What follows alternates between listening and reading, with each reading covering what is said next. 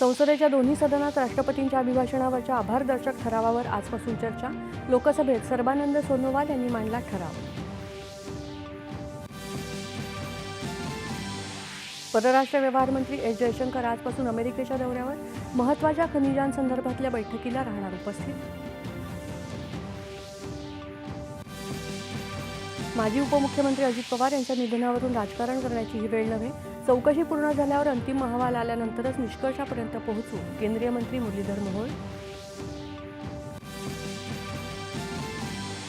मुंबई महानगरपालिकेत भाजपा गटनेतेपदी गणेश खडकर यांची निवड।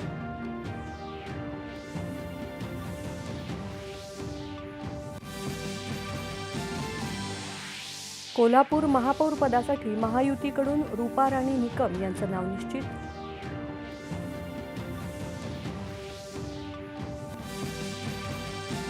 आणि ऑस्ट्रेलियन खुल्या टेनिस स्पर्धेमध्ये कार्लोस अल्कराजनं पटकावलं विजेतेपद।